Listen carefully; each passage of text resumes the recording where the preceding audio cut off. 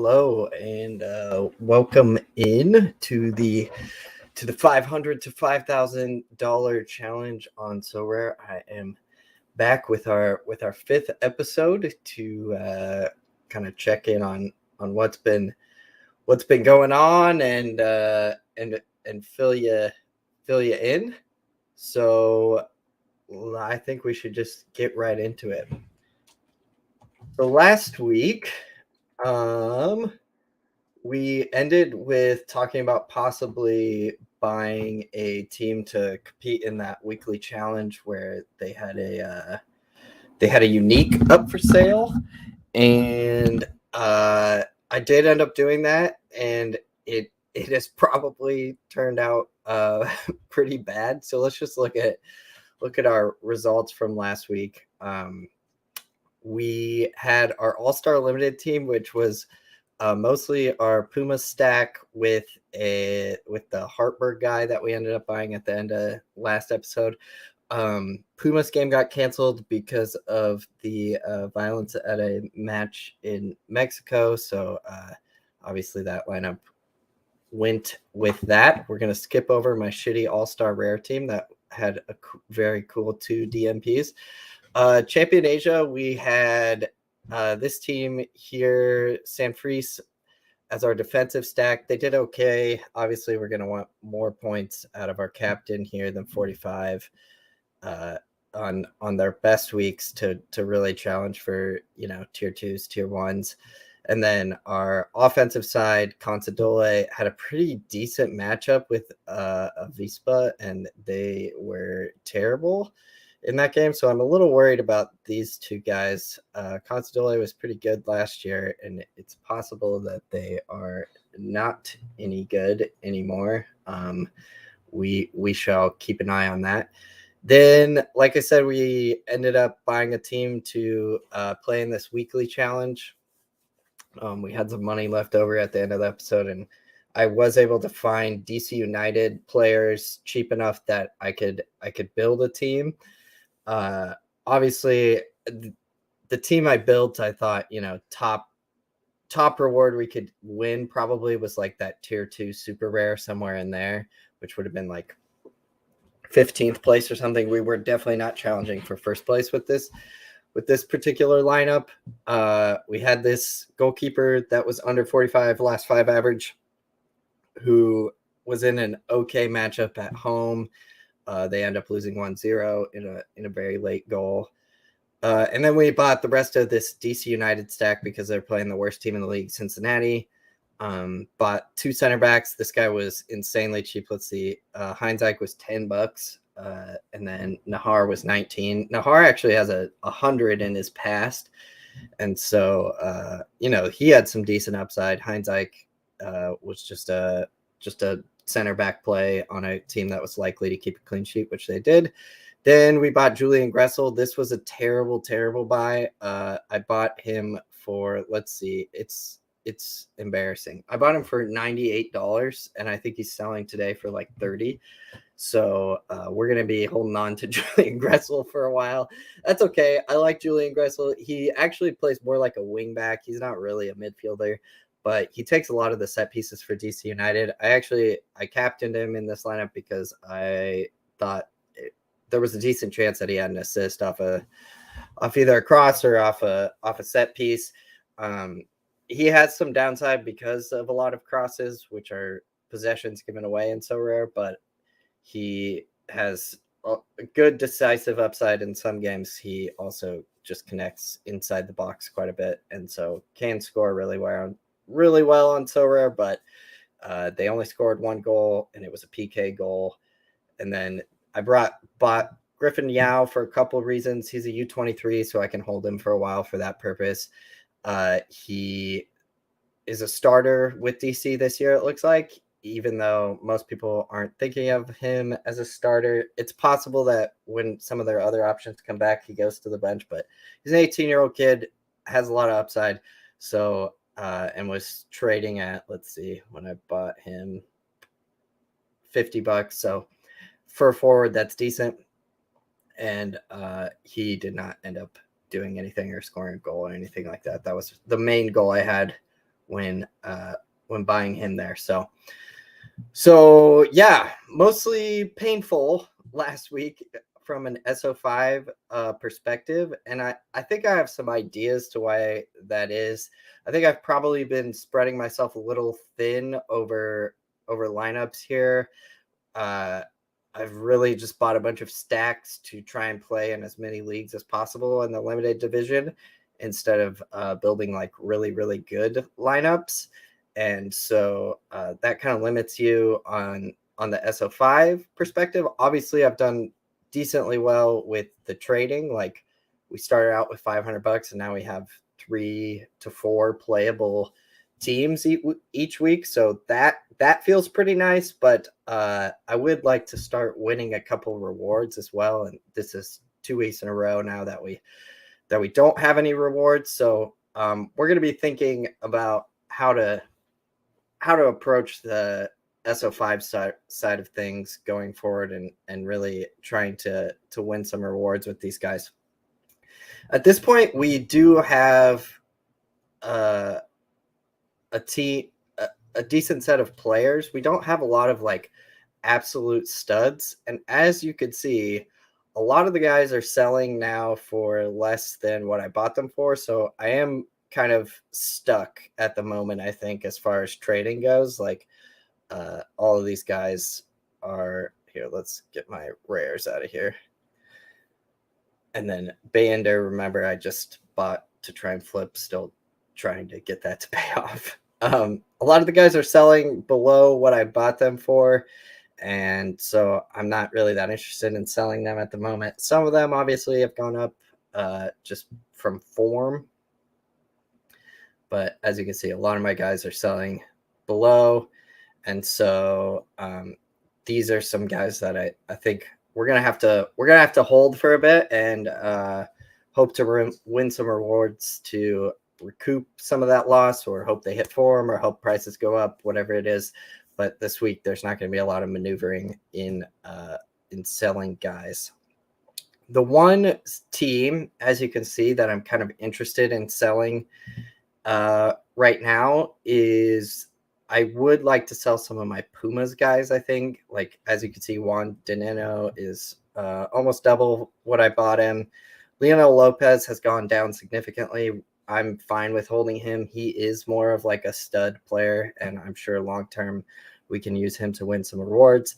Mozo is in really, really good form. I really like the player, but obviously taking a double on his price isn't, probably isn't a bad idea. And then if Talavera, if they have some good games coming up, I expect his price to climb a little bit. And in that case, I might sell them. The reason I really would like to sell Pumas is because I was looking at their schedule coming up. And so they don't have a lot of great games coming up. Like this New England game is basically a toss-up. They are playing this midweek. This week, I actually have them as my midweek so rare team. And then they play at Cruz Azul. They're going to be underdogs in that one. They're going to play at home against New England. Decent matchup. They're going to be favorites there. Necaxa at home. They're going to be favorites there. Juarez on the road. They're going to be favorites there. And then they run into some trouble. So at Puebla, definitely not favorites. At home against Monterrey, it's going to be, toss up, kind of like this matchup. San Luis, they're going to be near toss up at San Luis. Definitely underdogs here, and I don't really like them in this game either. And so they're going to make the playoffs in Mexico, but I don't know if I like them to make like a deep run in the playoffs. And so now if I can get a decent profit on them, might be a good time to sell, because I do think that now is a decent time to think about buying Champ Europe players. I was listening to some people talk about, timing when you want to buy players. And a lot of times it's like at the end of a certain season. So Champ Europe season ends in May. Most of the leagues in Champ Europe, like Serie A, La Liga, Ligue 1, end in May, late May, early May, somewhere in there, and then start up again in August. And so there's a decent discount on prices right now as people try to get rid of those players to buy guys who are going to be active throughout the summer, like, you know, Champ America, Champ Asia guys. And so that might be a decent way for us to get into Champion Europe, where the prize pool is obviously incredible because the best players in the world play in Champion Europe. And this might be our only shot for a while at getting some discounted guys. So let's just look at, let's think about a player, just a pretty good player in Europe. Someone, let's do, well, actually, let's go to like a pretty decent non-Champions League team in Europe. So I'm going to put in FC Köln from the Bundesliga. They're like sixth place, somewhere in there in the Bundesliga. So let's just look at one of their best players. Let's see, best scorers, I should say. Timo Hubers. Let's look at what his price has done lately. Just try again. There we go. Okay, so the floor on it is above the 3-day average, which obviously isn't great, and also above the 1 month average. But let's just look at like over 6 months, what kind of prices we have on this guy. Okay, so it looks like he wasn't starting for a while, so that kind of messes with this. Obviously, there's some outlier prices in here, but he was selling for 0.9, 0.8 for a while in early March. Okay, so not a huge dip there, which is interesting. Let's look at their forwards here. Let's look at Mark Uth. Okay, so he is selling below the 1 month average, decently below, right? And then let's look at 1 year, his prices. Yeah, so we have a peak here, goes down for a bit, peak again, and it's going way down again. So I expect that a lot of the Champion Europe players look a bit like this. And so I think that next week we're going to take a look at maybe selling the Pumas guys to try and buy into Champion Europe. Maybe we sell some depth pieces to try and buy into Champion Europe as well, because these prices are down, but we still have plenty of time to play with the cards, like through May. And like I said, the prize pool for Champion Europe is so high. So that is a long-term strategy I'm going to look at is buying some Champion Europe guys. I will do some research and kind of maybe I'll do some research on a video to show what I'm thinking about when I try to build a team out like this. And that'll be next week for Champion Europe. All right. So with all of the sort of planning stuff out of the way, let's talk about this week, where I am going to try and do better in SO5 than I have been doing in the past. So let's go to the lineup builder. Before I do that, real quick, this midweek slate, I do have one team running. Pumas plays that game against New England that I was talking about. This is what I went with. Ferreira seems like he's going to be back from the injury. Famous last words. We'll see. And then we captain Leona Lopez, like always. Okay, let's build for this week. So at goalkeeper in All-Star, we're going to try and build our best possible All-Star team first, because as we've talked about in basically every video, we like the prizes the best in All-Star. And instead of trying to I love how my emails are just showing up here. Instead of trying to build as many lineups as possible, rather let's try and build the very best lineups we can, and then go from there. Okay, so the system has Alfredo Talavera first because of his last 5 and his last 15. But if we look at our opposing matchup, we have a 39 point average, And then if we go down to Takuto Hayashi, we have a 53-point average against the FC Tokyo. So let's look at the odds for these games. That's a good way, I think, to sort of like break ties and see who has the better clean sheet odds. So we're gonna look first at our Japanese goalkeeper.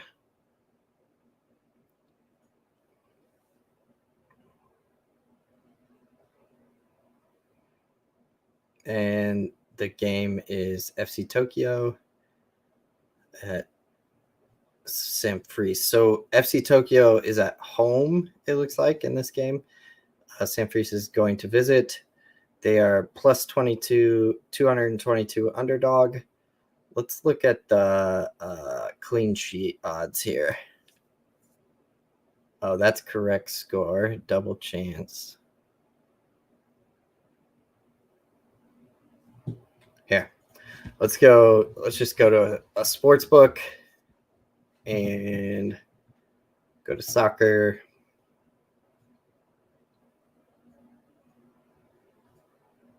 Get into Japan here. Okay, so Tokyo's at home. Decent sized favorite, which is obviously a little a point for the other squad. And shutout. Clean sheet. Okay, so the yes on Sam Fries to keep clean sheet is plus 205, which is about 33%. Let's look at the odds for Pumas on that front.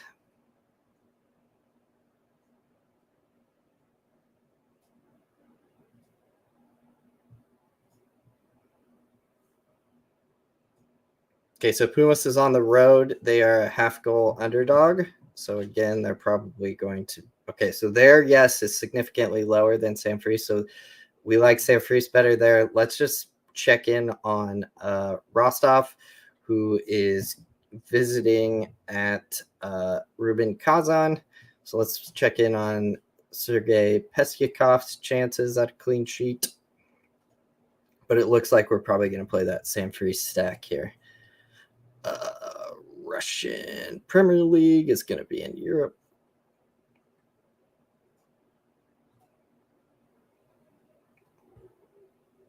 All right, and then Rostov is a quarter goal underdog here, and we have a clean sheet odds of yes plus 245, and I think that plus 205 for Sam Fries. I also think that Sam Fries is better than 11th in the league. I've liked what I've seen from them so far, so I am going to play Takuto Hayashi here. Okay, Lim Chae-min is not starting anymore. Hayato Araki makes a stack here with Takuto, so we're definitely going to play him in this Global All-Star lineup. Okay, at this point now, we have Leona Lopez at Cruz Azul. He's pretty matchup proof, it seems like.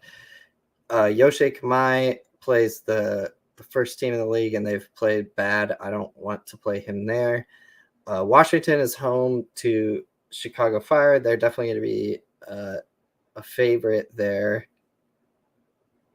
Okay, so let's stick Leonel Lopez in here because he's just he's pretty much a guaranteed 50 points. We like Leonel Lopez.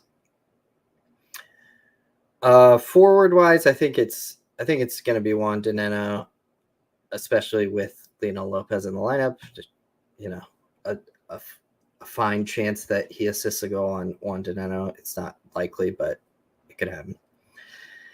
And then our final piece, we could do Alan Mozo in a kind of tough matchup at Cruz Azul, or we could do Yuki Nogami with a correlation, hoping that they hit that clean sheet. I think we're going to go with Yuki. So that means we are not going to be able to play Champion Asia this week since these guys are going in here as our Global All-Star. But like we said, we're trying to build the very best Global All-Star team we can instead of spreading ourselves too thin. So captain, I think it's between Leona Lopez and Araki.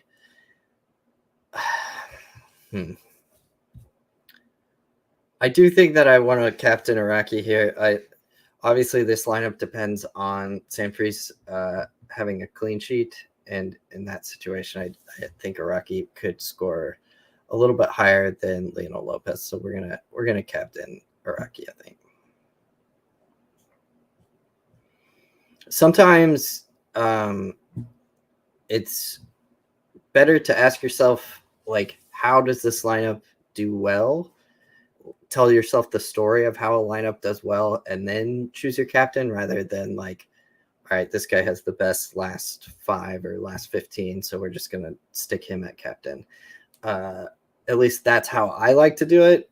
I understand going with the like consistent performer. I'm trying to, capitalize on the best possible outcome for my teams. And so I think the story is that Sanfrecce keeps a clean sheet and Araki, has like an 80-point game. That's the best possible version of this lineup, I think. So that's why we go with him at the captain. Okay, so Asia, I don't think we're going to be able to play. We don't have other players to stick in Asia Limited. So let's go to America Limited. Since I did end up buying those DC guys, I may be able to play here. Yes. Okay, so we're going to play Talavera.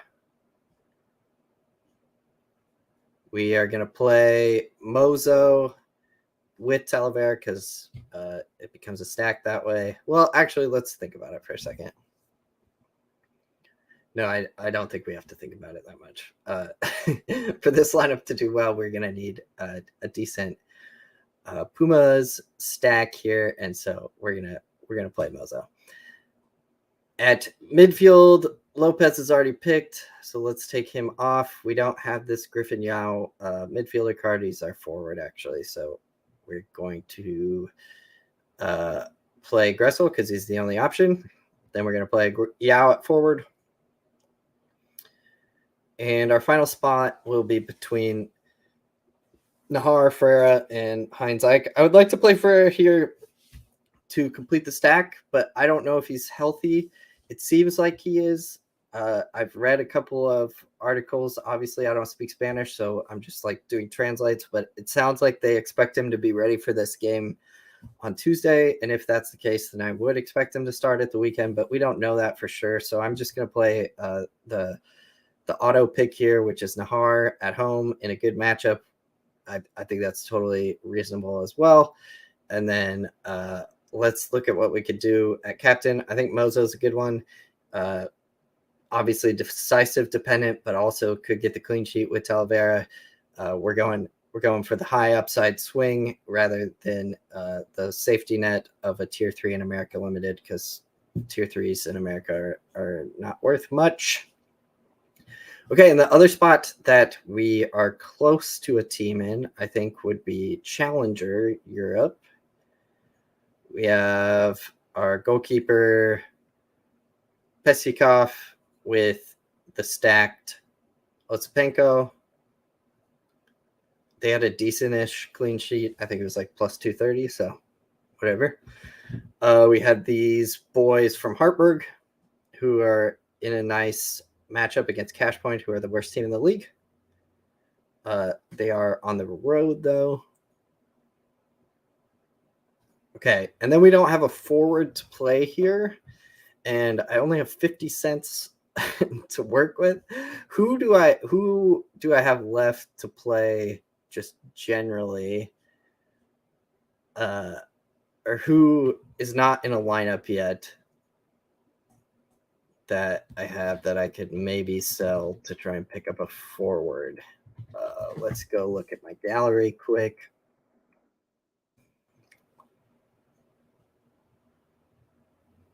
Okay, so we have that U23 goalkeeper that we're holding. I don't want to sell him at all.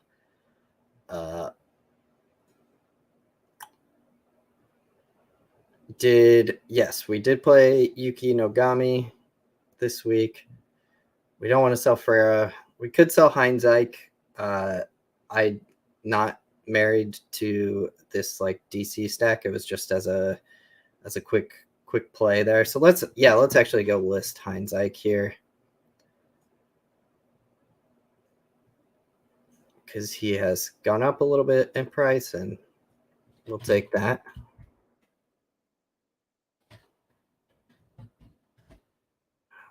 Bottom of the market was 0.043, so we'll list him at $10.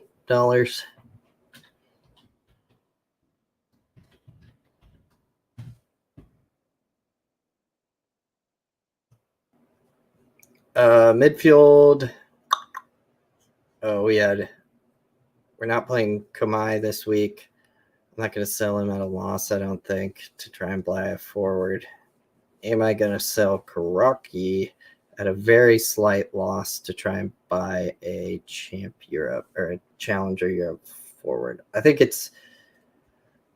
I do think that the line or the matchups here are good enough that, like, you know, we could get a tier 3, tier 2, and not having a forward feels like a waste. Let me see that Tadic we were looking at last week.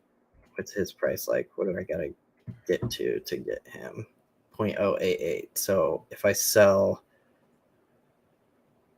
those two players, I can definitely buy him. So I think I am gonna list for a slight loss on Mr. Kuroki and pick him up, Tadic, because I wasn't married to Kuroki long term, and as we talked about, that Consadole stack's kind of making me nervous. Let's go back here to his price, Kuroki. So bottom of the market is 0.0073. So we're going to go 0.0072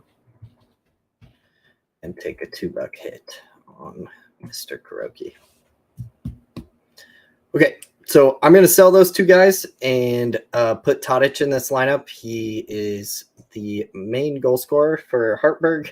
Hopefully this is a good matchup for them. Hopefully they score multiple goals. Hopefully all these guys score goals, but especially Tadic, because we're gonna buy him this week and take the swing at trying to get up into this tier 2 area, which is 329 points. So Pesikov has a clean sheet. We get 60 from him. Let's say we get 55 from Maxim Osipenko.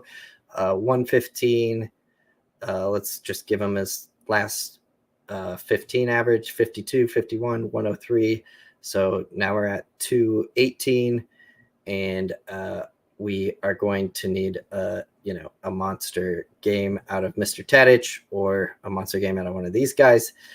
I think when I go to captain here, we are going to, let's just go to this position here and show our picked players.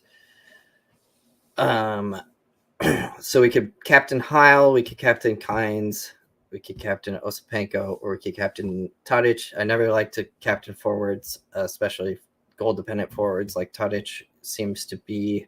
So I think we'll end up captaining Heil here. Let's look at Heil's, what his scoring is like generally.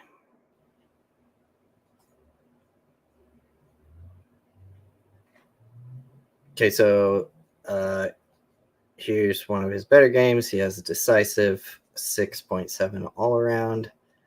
Decisive. Okay, so his green scores are decently decisive heavy, which is obviously slightly concerning. I wonder if he actually plays up top. Yes, he does. I kind of remember that when we were scouting these dudes. Okay, he did play in the midfield last week and had a decent all-around game, it looks like. Yeah, 16.6. So hopefully that happens again. And yeah, we're gonna captain Mr. Heil there.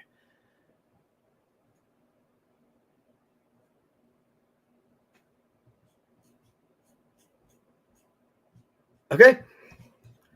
So it looks like we're gonna be running out these boys in All-Star Limited, these boys in Champion America, and then that Challenger team once I complete it by selling those two guys and getting Tadic. That is our our look for this week. I am going to next week look into building a Champion Europe team. So maybe next week I'll do 2 streams. I'll do one where I just recap what happened over the week, and then another one where after I've hopefully sold the Pumas guys who did well in New England, fingers crossed on that, and build out a Champion Europe team, and we can kind of scout and show some of the tools on Sorare data and how we do that. So that's going to be it for me on this one. If you enjoyed, as always, please like and subscribe. I will be back next week.